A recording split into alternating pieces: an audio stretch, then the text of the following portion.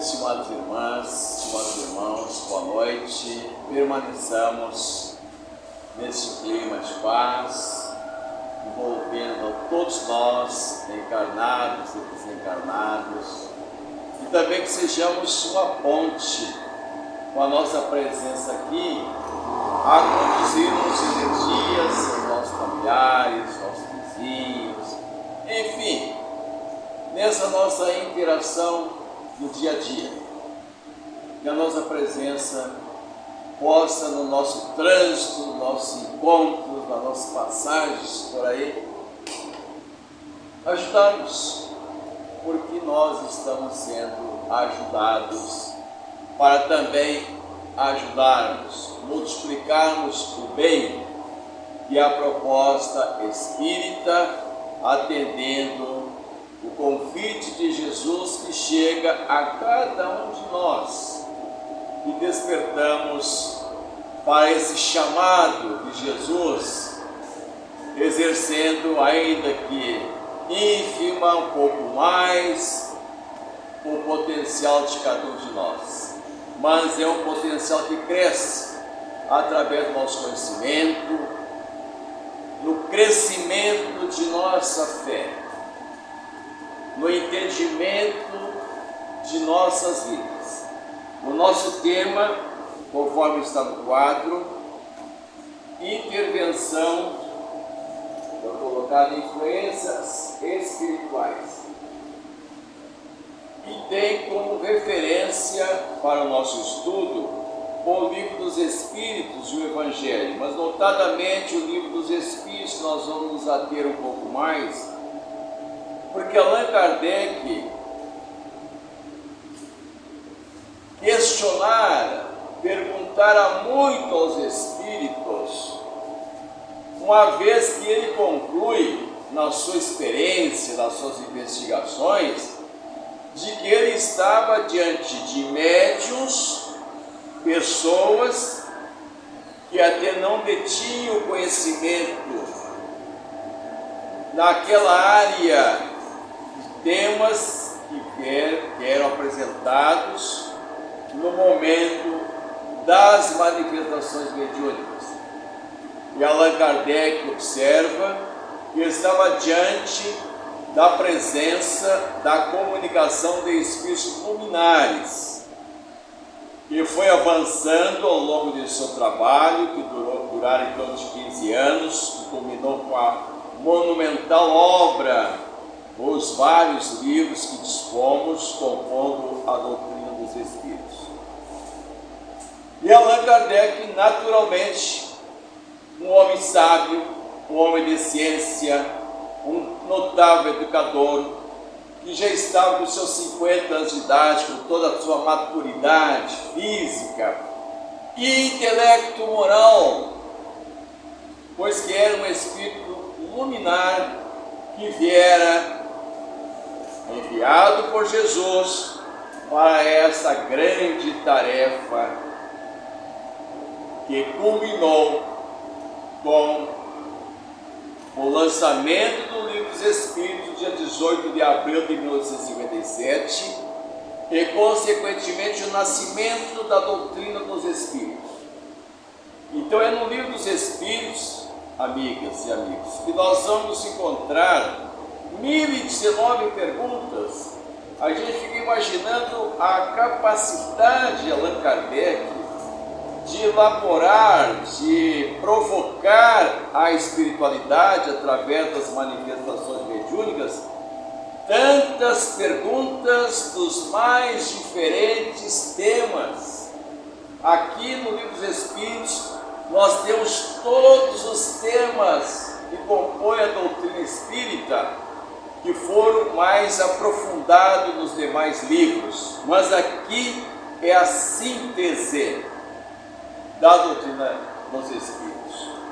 Então é no capítulo 9 do livro 2, Kardec didaticamente separa livro 1, livro 2, livro 3, livro 4, e aqui é o capítulo 9, e o título é Influência. Começa assim, ó. penetração dos espíritos em nossos pensamentos. O título do capítulo é Intervenção dos Espíritos no Mundo Corporal. Veja aqui, tema profundo em todo esse capítulo. Intervenção dos Espíritos no Mundo Corporal. Por quê?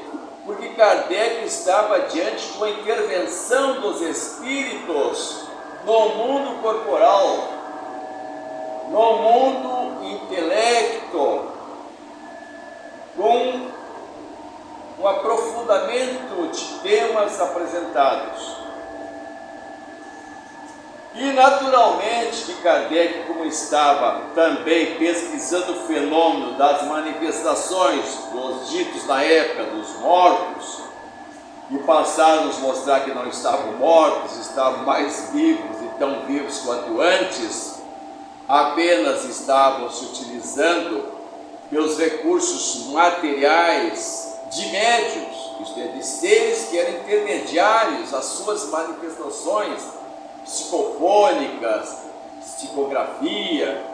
Então, Kardec, naturalmente que viu nesse mecanismo de comunicação entre o mundo físico da matéria densa e o mundo extrafísico da matéria menos densa, ele viu que tinha uma diversidade de categoria evolutiva de espíritos.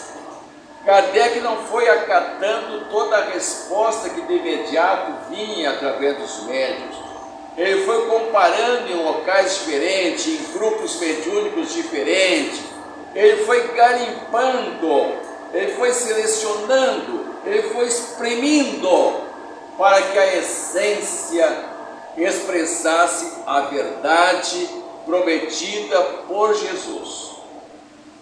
Então é natural nós imaginarmos que Kardec, vez por outra, deparou-se com presença de espíritos que mais adiante, quando ele vai classificar, ele chama de pseudo-sábios.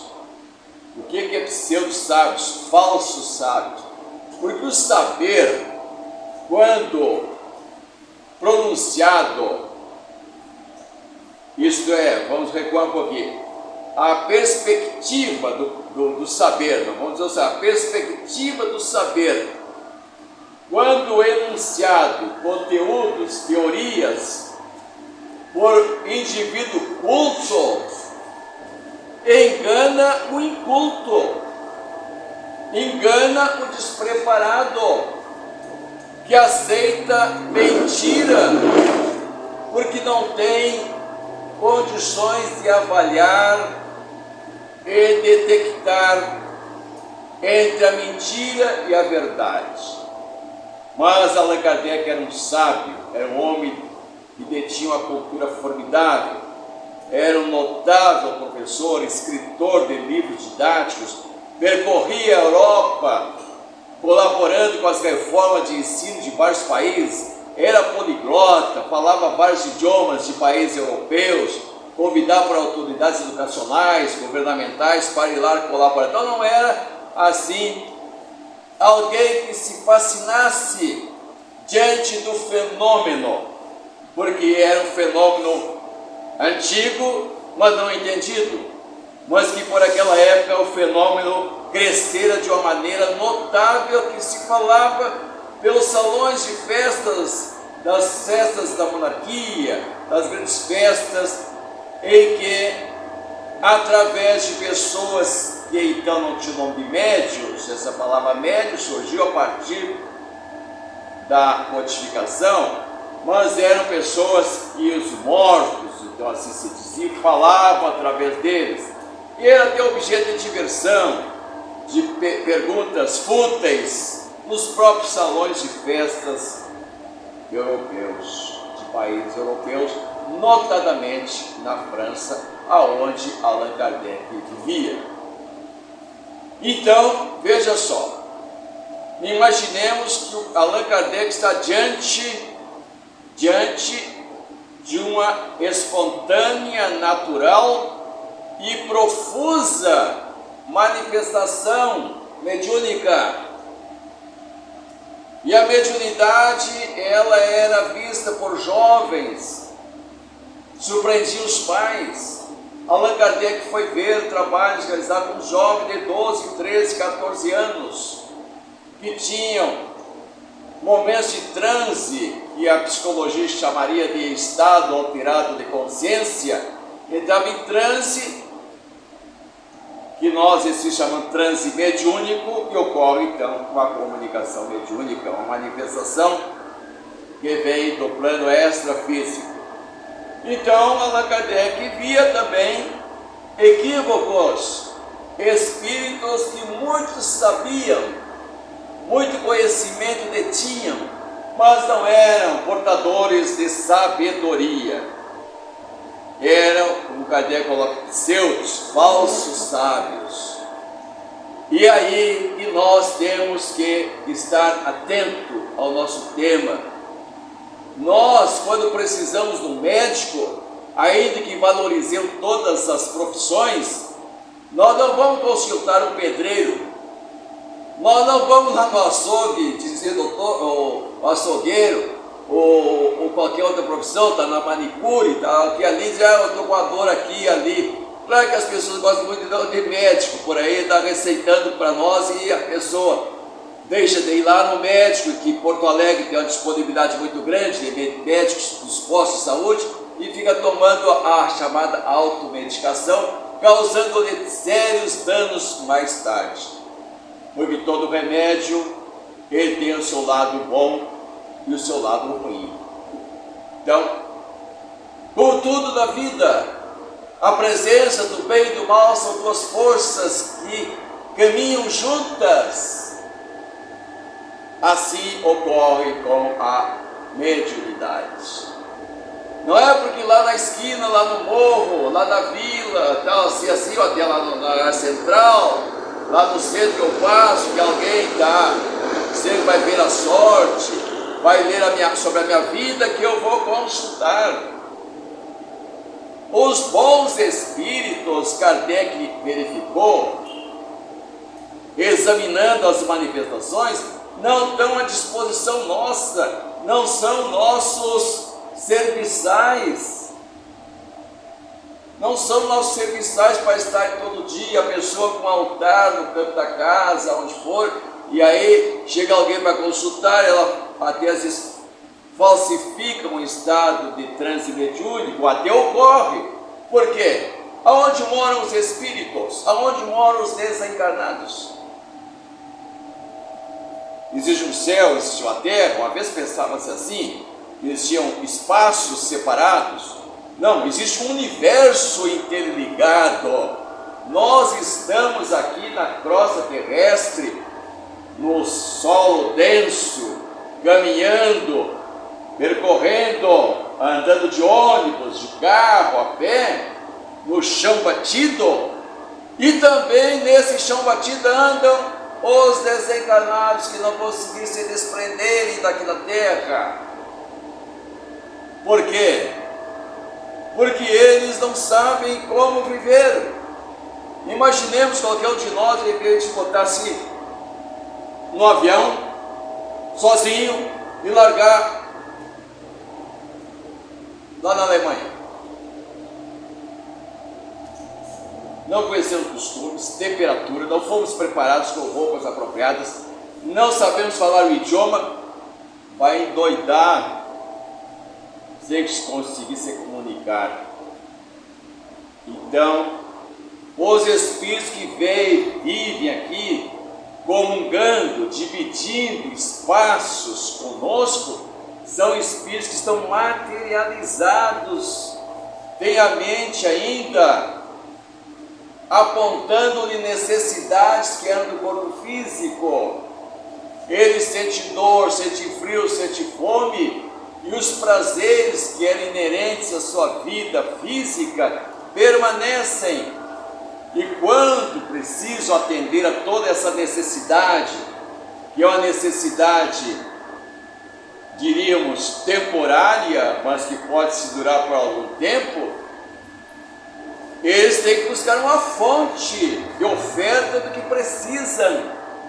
Se precisam de prazeres nos vícios, se precisam de prazer nos instintos da nossa vida orgânica, eles vão se aproximar de seres que sintonizam com os seus gostos, as suas tendências, os seus desejos. Caminham ao lado de seres humanos, às vezes não é um só, são vários, como nós vamos ver daqui um pouquinho, relatados por quem? Relatados por Jesus. Mas vejamos aqui o que diz Kardec. Faz uma pergunta na 450, os espíritos veem tudo o que fazemos. Quem são os espíritos? São os homens, são as mulheres, são seres humanos sem o corpo físico, mas tem o corpo espiritual, que é denominado de perispírito, que a ciência chama de psicossoma. A ciência admite que além deste corpo físico aqui, existe um outro corpo chamado psicossoma, porque as investigações científicas já estão nas linhas da espiritualidade. A ciência materialista morreu, era de 100 anos atrás. Hoje a ciência espiritualiza-se porque está diante de um fenômeno real, que não era de objeto geral de estudo. Hoje, dentro das universidades, estuda-se espiritualidade, estuda-se mediunidade. Aqui na Universidade do Rio Grande do Sul tem um departamento que estuda espiritualidade, um curso de pós-graduação. Tem na USP, na hora das universidades, e assim tantas universidades do exterior, que vem explicando que o homem não é um aglomerado de células que compõem um órgão, que perece, que se extingue com o fim da morte, e há algo que prevalece, continua. Então não é o Espiritismo que afirma isso. Naturalmente que o Espiritismo fomentou para que a ciência pudesse então chegar aos tempos atuais e chegar a essas investigações e conclusões. Então os Espíritos veem tudo o que fazemos. Deus desencarnar veio o que nós fazemos. Nós dentro da nossa casa, nós dentro do nosso trabalho, de caminho pela rua, estão e nos veem, podem ver, pois constantemente os Espíritos rodeiam. Quem quer andar mal acompanhado? Até os amigos aqui a gente escolhe, até as pessoas pessimistas, negativistas, pessoas comprometidas moralmente, nós não convivemos com elas. Podemos nos dar com elas, bom dia, boa tarde, como é que vai, mas não faz, não compõe o nosso rol social, porque nos faz mal. Se ela faz mal para a sua vida, nós temos que respeitar, não temos nada com isso, mas ela não tem o direito de fazer mal na minha vida com o seu comportamento mal.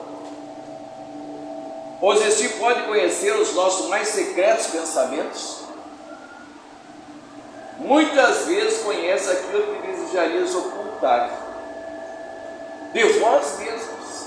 Eu vou fazer escondidinho isso. Não.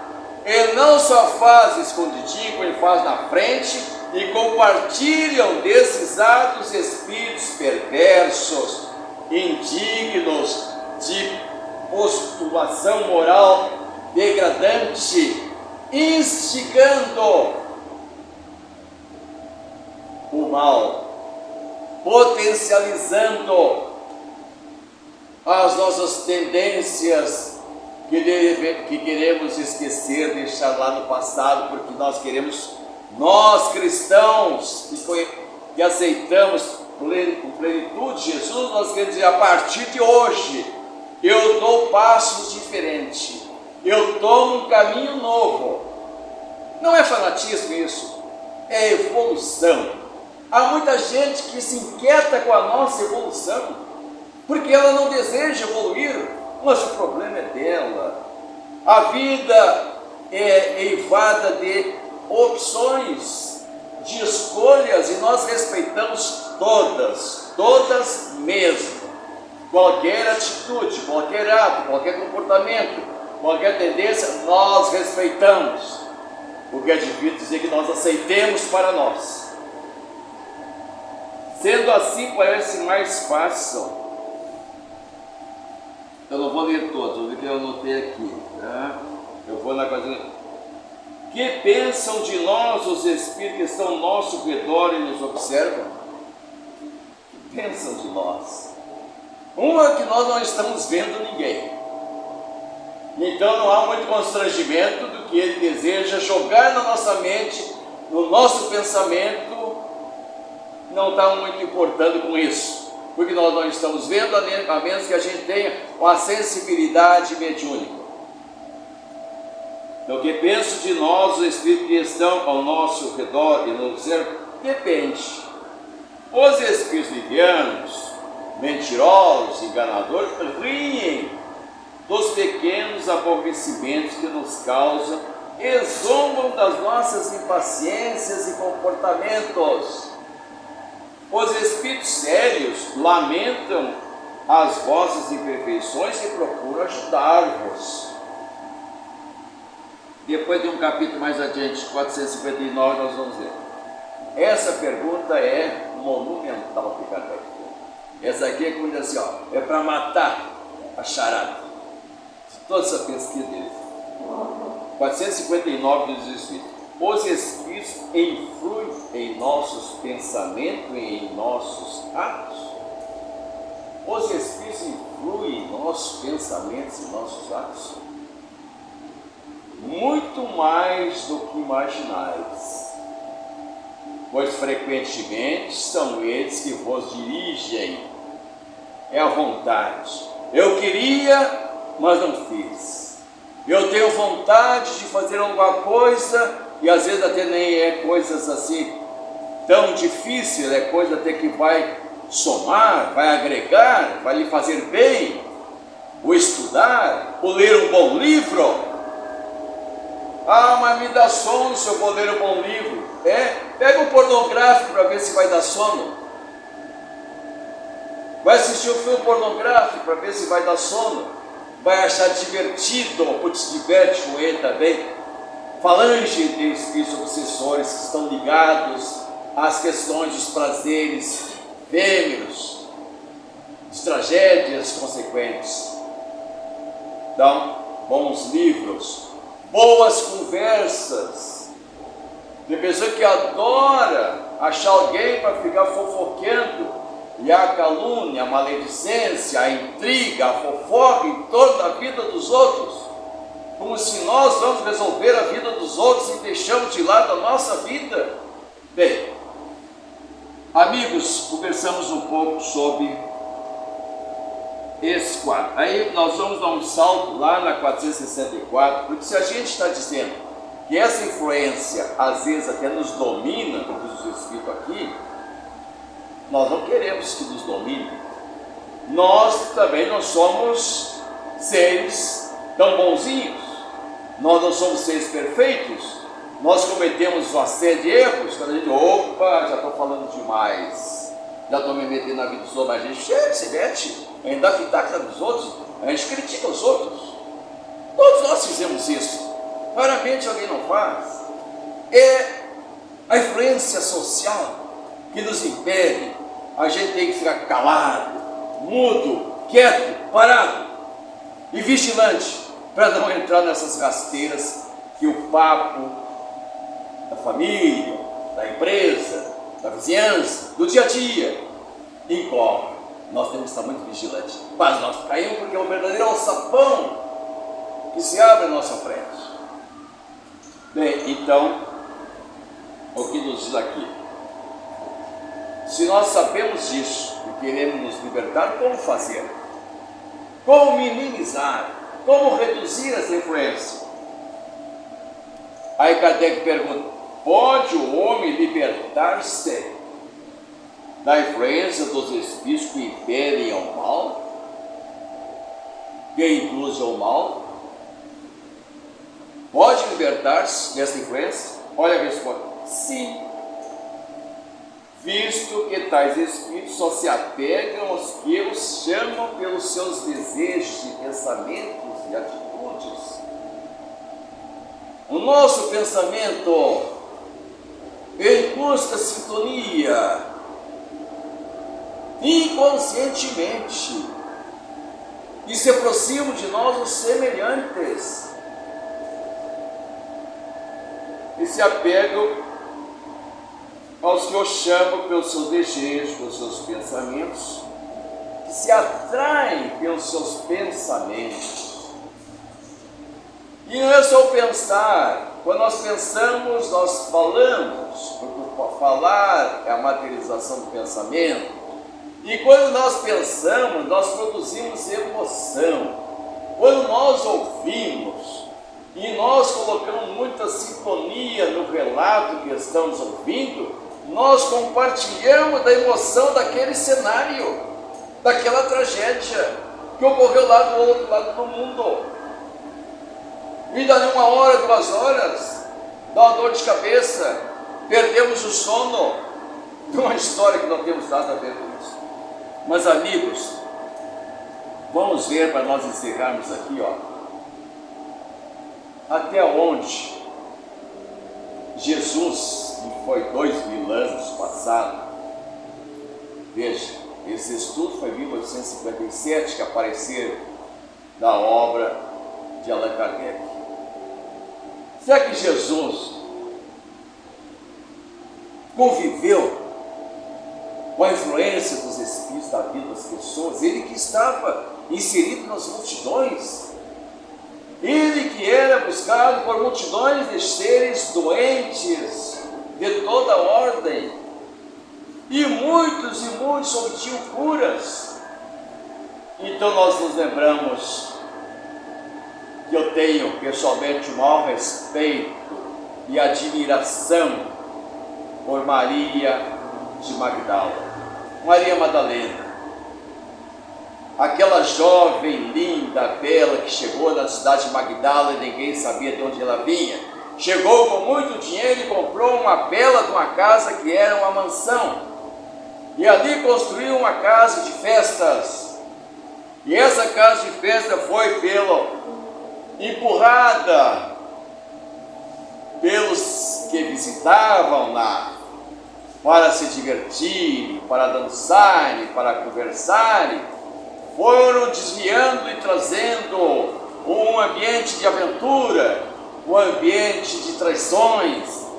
Empresários do comércio da época, políticos frequentavam, gente de muito dinheiro frequentavam a mansão de Maria Magdala, e ali se completavam nos prazeres mais abjetos, enganando suas esposas que iriam a reuniões de negócio e ali se demoravam, embalado pelos vinhos sofisticados e o ambiente de luxo. Ali imperava a prostituição, e Maria Magdala era uma pessoa que sofria com aquela realidade, que tomara direção à sua casa de festa e amargurava muitas horas após a madrugada que chegara, e exaurida, quanto outros que ali trabalhavam com ela, recolhia a sobra das comilanças e davam para os mendigos que todas as noites vinham esperar as migalhas e eram abastecidos os seus estômagos.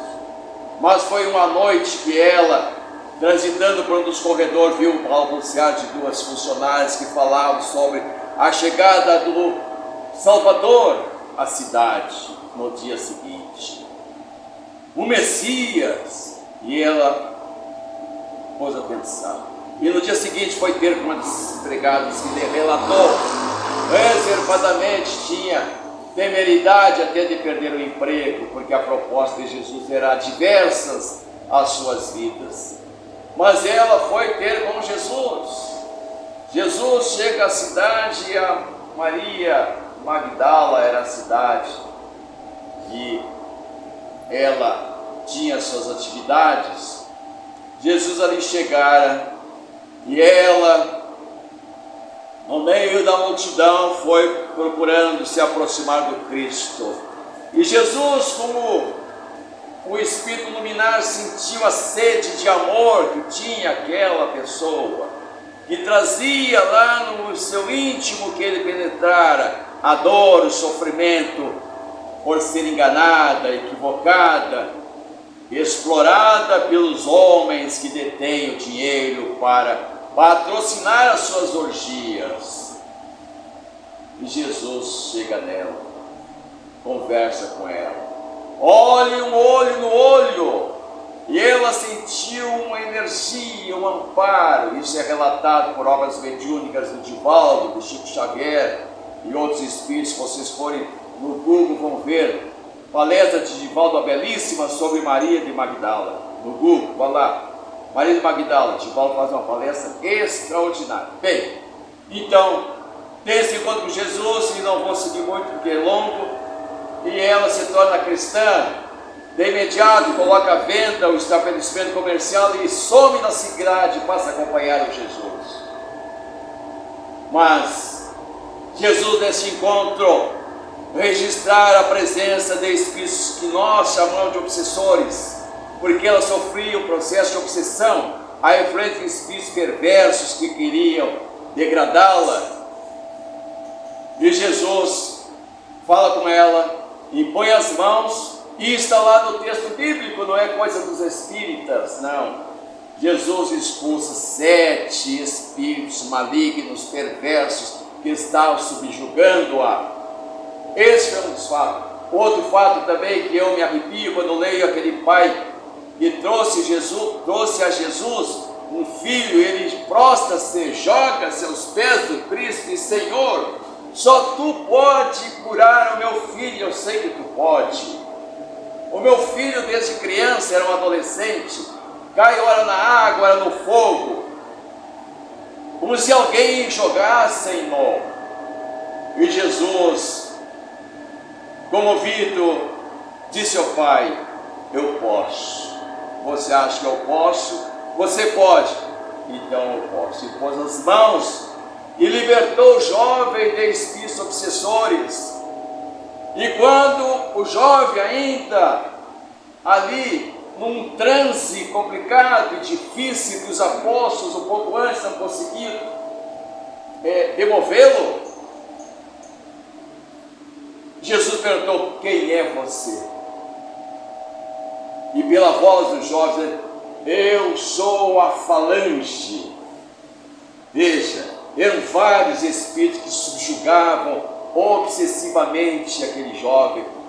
E o jovem libertou-se, ergueu-se e perguntou o que estava ocorrendo com ele. E são vários casos desses que nós vamos encontrar na Bíblia, em que Jesus, ele mesmo, sofreu assédio de espíritos obsessores que tentavam dissuadi-lo de sua missão recebida por Deus. E Jesus acolhera aquela entidade obsessora que perseguia, ou que acompanhava, ou que materializava-se na sua presença. Jesus acolheu para quê? Para libertá-lo e encaminhá-lo à libertação. Permitiu que o Espírito, sob o seu engodo, pudesse então dissuadir Jesus da sua missão. Então, meus amigos, para nós encerrarmos de toda a literatura espírita, o mecanismo para nós mantermos livres, aliviados, vamos usar mais o termo, da influência dos Espíritos, é a oração. Quando nós oramos, meus amigos, é como se nós aqui apagássemos essa luz,